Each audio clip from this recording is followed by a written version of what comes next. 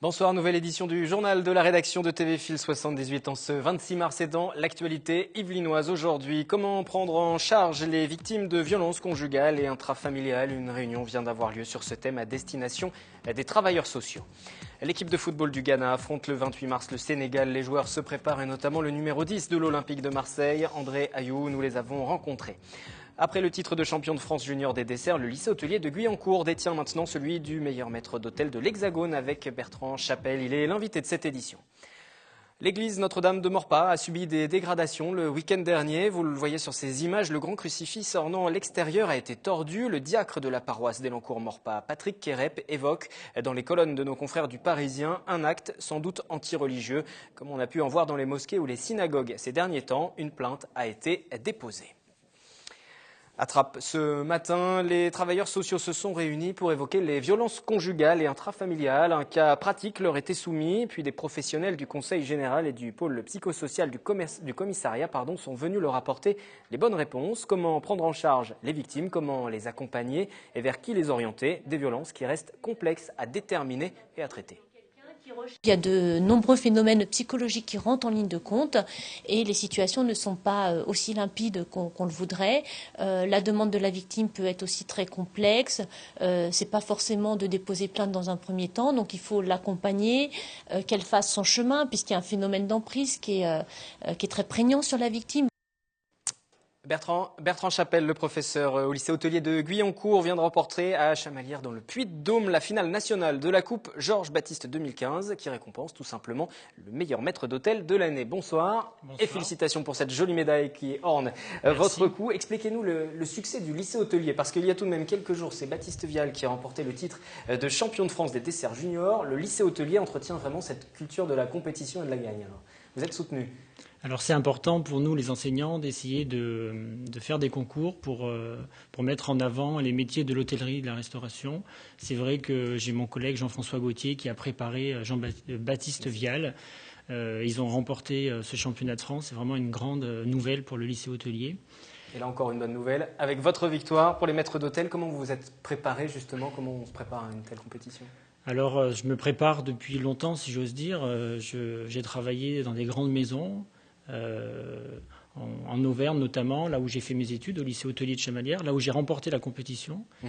Et j'ai travaillé donc chez Michel Bras à La Guiole, c'est un 3 étoiles Michelin. J'ai travaillé chez Marc Menot en Bourgogne. Et à travers ces différentes maisons, comme une éponge, j'ai pris le meilleur des professionnels avec qui j'ai travaillé.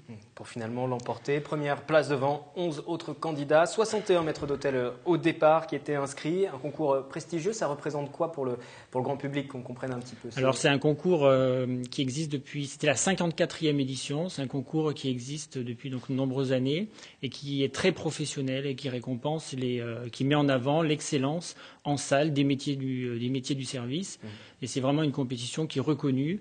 Et d'ailleurs, il y avait de nombreux maîtres d'hôtel, des meilleurs ouvriers de France, en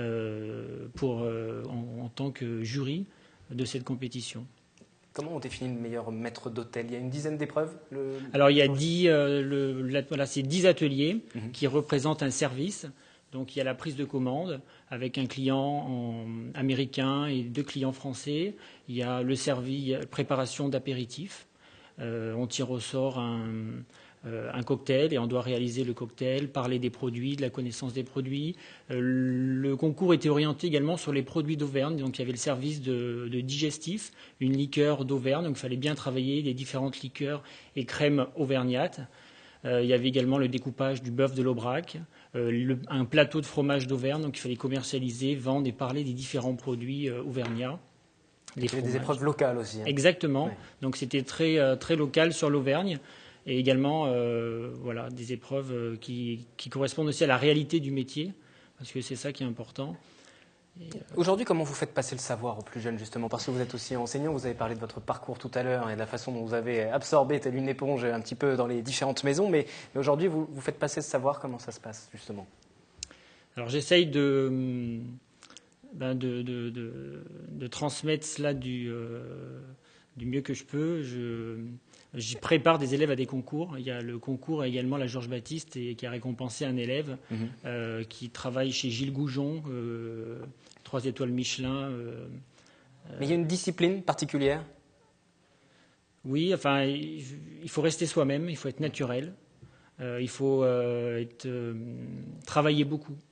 Il faut travailler, il faut s'intéresser, il faut ouvrir les livres, il faut vraiment s'intéresser à tout. Et ça, c'est vraiment important. Et les plus jeunes le font, justement? Est-ce qu'ils ont une approche un peu différente de la profession? Oui, il y a beaucoup de jeunes quand même qui s'intéressent. Il y avait quand même 250 jeunes pour cette compétition chez les jeunes. Donc, oui, il y avait 2 catégories. Ouais. Voilà, chez les catégories jeunes. Et c'est quand même, ça montre qu'il y a quand même encore des jeunes qui sont passionnés et qui ont envie de toucher l'excellence. Et vous, qu'est-ce qui vous a poussé au tout début vers cette profession? Ça s'est fait naturellement en entrant dans un lycée hôtelier, en étant en formation? Non, j'ai toujours voulu faire ça. J'avais ma grand-mère, enfin la mère de ma grand-mère qui était cuisinière. J'avais mon oncle qui est boulanger-pâtissier. Et j'ai toujours grandi là-dedans. Et au début, je voulais faire cuisinier. D'ailleurs, comme Georges Baptiste, qui est né à Rouen en 1882, qui était à l'origine cuisinier, qui ensuite a travaillé dans les grands établissements comme au Majestic à Cannes et au Ritz. Et voilà, s'est tourné vers le restaurant comme moi. Et aujourd'hui, j'ai remporté la 54e édition. J'en suis bien sûr heureux. Et j'aimerais en profiter pour faire partager ça à mes élèves et à tous les gens qui le souhaitent. Ça vous a apporté quelque chose aussi en plus pour faire passer aux élèves, dans votre discours, dans votre façon d'être? Alors pour l'instant, c'est un petit peu frais. Donc j'ai eu beaucoup de compliments de part de mes élèves là, depuis que je suis rentré au lycée en début de semaine. Peut-être qu'ils Ils vous regardent différemment. Peut-être. En tout cas, oui, peut-être. Et alors la suite? Vous disiez meilleur ouvrier de France. Il me semble avoir lu. Alors oui, j'aimerais présenter ce concours.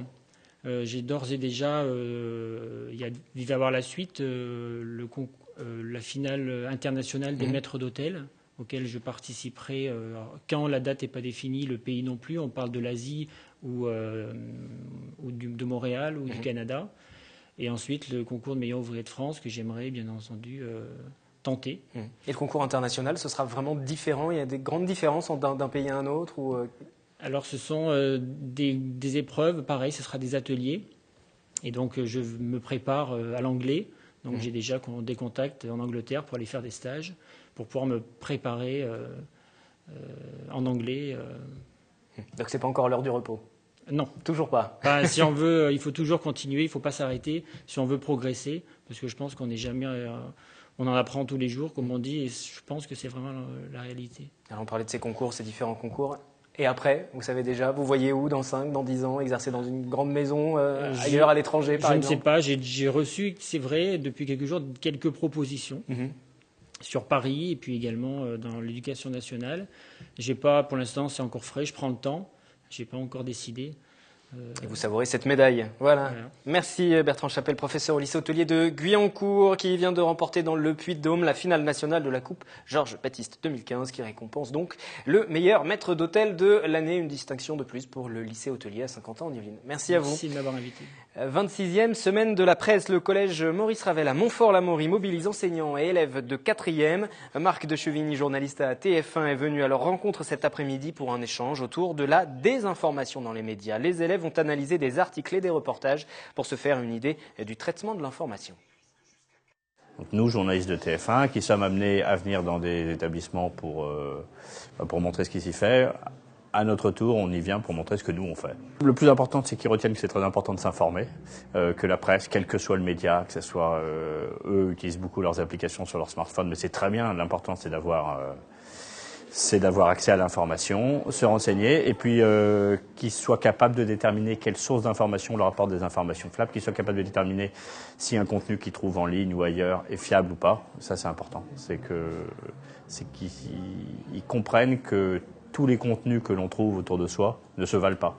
Certains sont issus de différentes sources. Il faut comprendre quelle est la source et quelles sont les sources fiables, quelles sont les sources non fiables. Pourquoi il vaut mieux s'informer auprès d'un grand média, quel que soit le support, plutôt qu'une source anonyme sur Internet. Reportage complet à suivre dans notre édition de Demain du Sport. Maintenant, c'est actuellement la trêve internationale pour les équipes de football et l'équipe du Ghana s'est entraînée hier, mais aujourd'hui également au stade Montboron à Versailles. Un reportage signé Michael Elmidoro et William L. Des stars du football à Versailles, la sélection du Ghana s'est entraînée pendant 2 jours au stade Montboron. Les joueurs sont venus préparer leur rencontre amicale contre le Sénégal. Un rendez-vous programmé ce samedi au Havre. Ce sera le premier match des Black Stars depuis leur défaite en finale de la Coupe d'Afrique des Nations contre la Côte d'Ivoire. Le Marseillais André Ayew a foulé la pelouse versaillaise devant une dizaine de supporters. J'ai travaillé à la ville de Versailles, j'ai fini le travail, j'ai entendu comme un collègue de moi qui m'ont dit, depuis hier ils m'ont parlé de ça, des Ghana ils vont venir s'intéresser à ça de Montboron. Comme j'ai fini le travail, j'ai un petit temps pour regarder les joueurs de Ghana, comment ça se passe. On a fait des photos avec Jordan Ayew et André Ayew. Nous on a l'habitude de le voir à la télé mais pas en vrai comme ça, quoi. Là c'est mieux de le voir en vrai. C'était super bien. Nous-mêmes, on était étonnés parce que d'habitude, ils jouent plus soit en Angleterre ou bien aux Pays-Bas. Donc, ça fait du bien de les voir ici, quoi. Si un autre match amical est programmé à proximité de la région parisienne dans les prochains mois, les Black Stars pourraient revenir s'entraîner au stade de Montboron de Versailles. Le journal revient demain, vendredi, aux mêmes horaires. Ce sera avec Catherine Zulato. Je vous retrouve ce soir pour un nouveau débat autour des départementales avec les candidats du canton de Montigny, le Bretonneux. Excellente soirée.